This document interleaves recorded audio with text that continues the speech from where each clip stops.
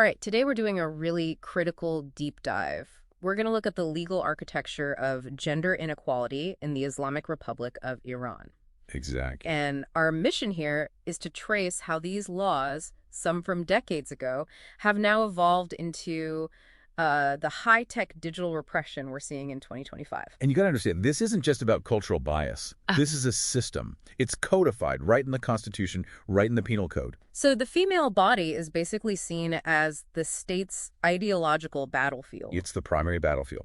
And the laws are all about absolute control. Okay, let's unpack this. Where do we even start? I guess at the very foundation, with the laws that just legally devalue half the population. You start with what's basically a constitutional poison pill. So Article 20 seems to guarantee rights, but then there's this qualifier. The fine print. The fine print. All rights must conform to Islamic criteria. So a male-dominated council can just void any protection for women they don't like. And this devaluation, it gets quantified. I mean, they put an actual price on a human life using the concept of Diyya. Exactly. Diyya is blood money.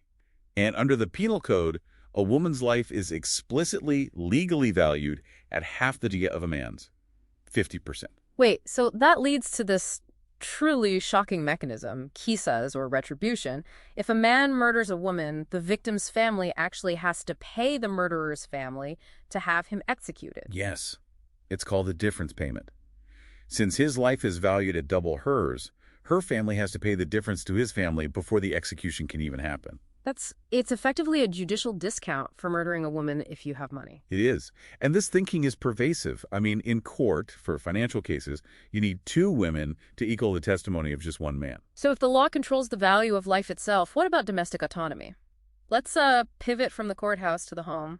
Well, the legal framework essentially infantilizes women. It doesn't matter how old they are. Right, like with Article 1043. That's the one. It mandates that a virgin woman, even as an adult, cannot get married without her father's permission or her paternal grandfather's. Lifelong male guardianship. It's built into the system. And that control directly feeds the crisis of child exploitation. Because there's a judicial bypass for the marriage age. Article 1041 allows marriage for girls even under 13, right? If a court and a guardian approve, yes. And it is not rare. Not at all. The stats show over 27,000 recorded marriages of girls under 15 in just a 1-year period. That number is just staggering. Okay, let's fast forward. The enforcement is changing, moving from physical patrols to digital surveillance. After the 2022 uprising, the mandatory hijab is still the regime's red line, but the morality police are, well, they've gone digital. They have. This is all about the new hijab and chastity bill. We're talking automated enforcement. Facial recognition on public cameras is a big part of it. And the crowdsourcing app, Nazer, the Observer app. Yeah, which turns citizens into informants. You see an unveiled woman in a car, you can record her license plate. And the penalties aren't just a slap on the wrist. They're instruments of economic terror. Oh, absolutely. The fines can be more than what many Iranians make in an entire year. And if you can't pay, they freeze your bank account instantly. Which brings us to the Noor plan. This is a strategy of collective punishment. It is. Authorities are sealing thousands of businesses, cafes, malls, even clinics, just for serving or employing unveiled women. So it forces business owners to become enforcers for the state. It creates this horizontal conflict. It's incredibly effective at creating paralysis. But the state's extreme response here, it kind of shows fragility, doesn't it? The women life freedom movement clearly has them terrified. It does. I mean, they're linking organized unveiling to the capital crime of Efsad Filart's corruption on Earth. That's a death penalty offense. Which is an insane escalation. And yet millions of women keep walking unveiled. They're normalizing civil disobedience every single day. It's a massive challenge to the state's entire ideological foundation. So wrapping this up, what's the key takeaway for you listening to all this?